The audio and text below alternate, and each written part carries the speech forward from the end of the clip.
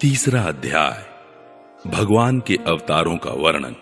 श्री सूत जी कहते हैं, सृष्टि के आदि में भगवान ने लोकों के निर्माण की इच्छा की। इच्छा होते ही उन्होंने महत्त्व आदि से निष्पन्न पुरुष रूप ग्रहण किया। उसमें 10 इंद्रियां, 1 मन और 5 भूत, ये 16 कलाएं थी। उन्होंने कारण जल में शयन करते हुए जब योग निद्रा का विस्तार किया, तब उनके नाभि सरोवर में से एक कमल प्रकट हुआ और उस कमल से प्रजापतियों के अधिपति ब्रह्मा जी उत्पन्न हुए। भगवान के उस विराट रूप के अंग प्रत्यंग में ही समस्त लोकों की कल्पना की गई थी। वह भगवान का विशुद्ध सत्वमय श्रेष्ठ रूप है। योगी लोग दिव्य दृष्टि से भगवान के उस रूप का दर्शन करते हैं। भगवान का वह रूप हजारों पैर, जांघें, भुजाएं और मुखों के कारण अत्यंत विलक्षण है। उसमें सहस्त्रों सिर, हजारों कान, हजारों आंखें और हजारों नासिकाएं हैं। हजारों मुकुट, वस्त्र और कुंडल आदि आभूषणों से वह उल्लसित रहता है। भगवान का यही पुरुष रूप, जिसे नारायण कहते हैं, अनेक अवतारों का अक्षय कोश है।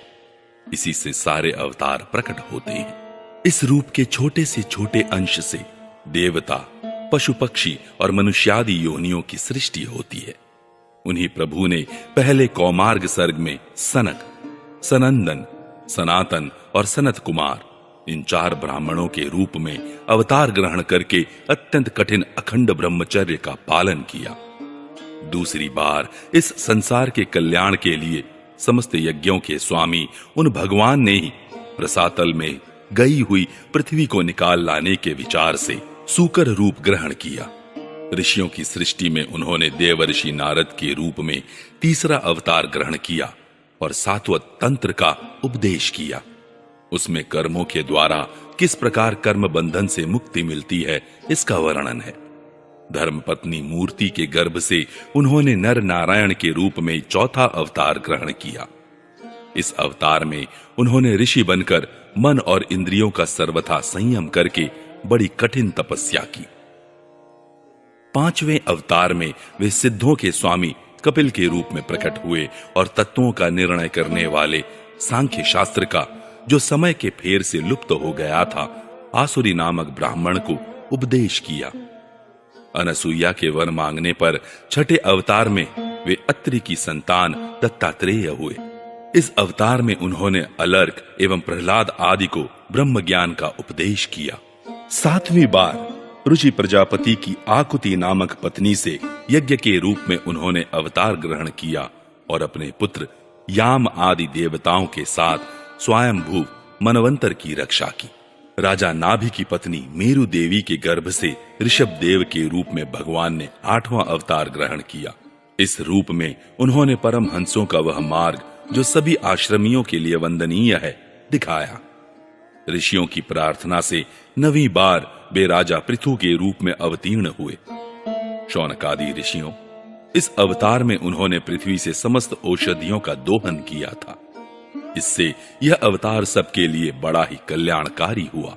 चाक्षुष मनवंतर के अंत में जब सारी त्रिलोकी समुद्र में डूब रही थी, तब उन्होंने मत्स्य के रूप में 10वां अवतार ग्रहण किया और पृथ्वी रूपी नौका पर बैठाकर अगले मनवंतर के अधिपति वैवस्वत मनु की रक्षा की। जिस समय देवता और दैत्य समुद्र मंथन कर रहे थे, उस समय 11वां अवतार धारण करके कच्छप रूप से भगवान ने मंदराचल को अपनी पीठ पर धारण किया। 12वीं बार धनवंतरी के रूप में अमृत लेकर समुद्र से प्रकट हुए और 13वीं बार मोहिनी रूप धारण करके दैत्यों को मोहित करते हुए देवताओं को अमृत पिलाया। 14वें अवतार में उन्होंने नरसिंह रूप धारण किया और अत्यंत बलवान दैत्यराज हिरण्यकशिपु की छाती अपने नखों से अनायास इस प्रकार फाड़ डाली, जैसे चटाई बनाने वाला सीख को चीर डालता है। 15वीं बार वामन का रूप धारण करके भगवान दैत्यराज बलि के यज्ञ में गए। वे चाहते तो थे त्रिलोकी का राज्य, परंतु मांगी उन्होंने केवल 3 पग पृथ्वी। 16वें परशुराम अवतार में जब उन्होंने देखा कि राजा लोग ब्राह्मणों के द्रोही हो गए हैं, तब क्रोधित होकर उन्होंने पृथ्वी को 21 बार क्षत्रियों से शून्य कर दिया। इसके बाद 17वें अवतार में सत्यवती के गर्भ से पराशर जी के द्वारा वे व्यास के रूप में अवतीर्ण हुए। उस समय लोगों की समझ और धारणा शक्ति कम देखकर आपने वेद रूप वृक्ष की कई शाखाएं बना दी। 18वीं बार देवताओं का कार्य संपन्न करने की इच्छा से उन्होंने राजा के रूप में रामावतार ग्रहण किया और सेतु बंधन, रावण वध आदि वीरतापूर्ण बहुत सी लीलाएं की। 19वें और 20वें अवतारों में उन्होंने यदुवंश में बलराम और श्री कृष्ण के नाम से प्रकट होकर पृथ्वी का भार उतारा।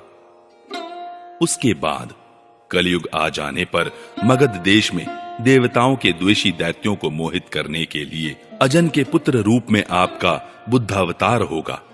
इसके भी बहुत पीछे जब कलयुग का अंत समीप होगा और राजा लोग प्राय लुटेरे हो जाएंगे, तब जगत के रक्षक भगवान विष्णु यश नामक ब्राह्मण के घर कल्कि रूप में अवतीर्ण होंगे। शौनकादि ऋषियों, जैसे अगाध सरोवर से हजारों छोटे छोटे नाले निकलते हैं, वैसे ही सत्वनिधि भगवान श्री हरि के असंख्य अवतार हुआ करते हैं। ऋषि, मनु, देवता, प्रजापति, मनुपुत्र और जितने भी महान शक्तिशाली हैं, वे सब के सब भगवान के ही अंश हैं। ये सब अवतार तो भगवान के अंशावतार अथवा कलावतार हैं, परंतु भगवान श्री कृष्ण तो स्वयं भगवान ही हैं। जब लोग दैत्यों के अत्याचार से व्याकुल हो उठते हैं, तब युग युग में अनेक रूप धारण करके भगवान उनकी रक्षा करते हैं।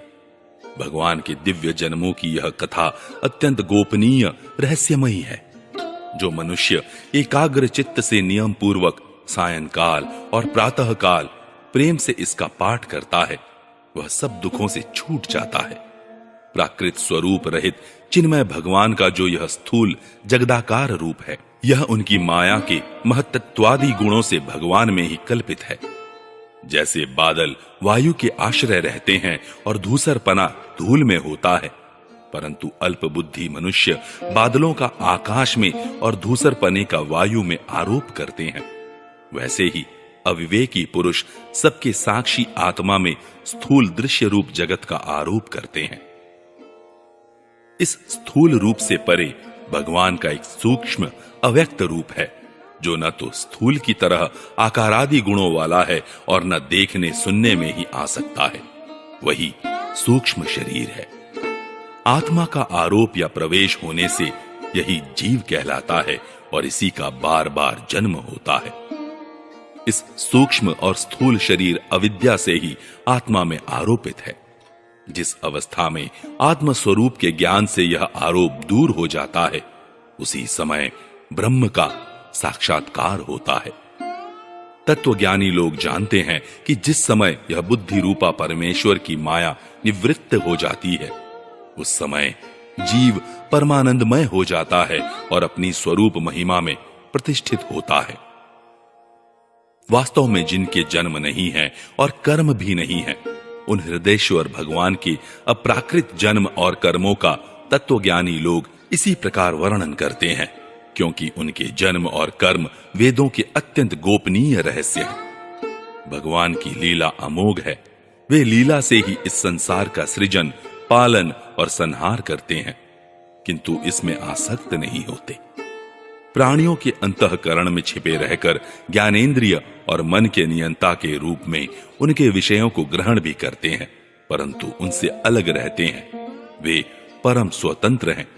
ये विषय कभी उन्हें लिप्त नहीं कर सकते। जैसे अनजान मनुष्य जादूगर अथवा नट के संकल्प और वचनों से की हुई करामात को नहीं समझ पाता, वैसे ही अपने संकल्प और वेदवाणी के द्वारा भगवान के प्रकट किए हुए इन नाना नाम और रूपों को तथा उनकी लीलाओं को कुबुद्धि जीव बहुत सी तर्क युक्तियों के द्वारा नहीं पहचान सकता। चक्रपाणी भगवान की शक्ति और पराक्रम अनंत है, उनकी कोई था नहीं पा सकता।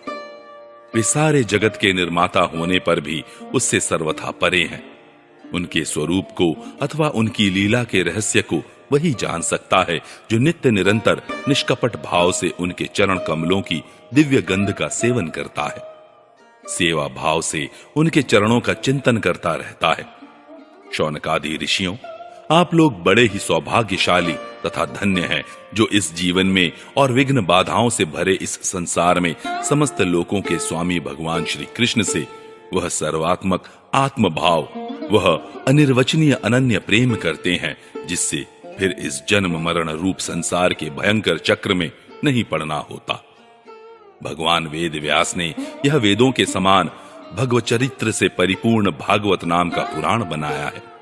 उन्होंने इस श्लाघनीय, कल्याणकारी और महान पुराण को लोगों के परम कल्याण के लिए अपने आत्मज्ञानी शिरोमणि पुत्र को ग्रहण कराया।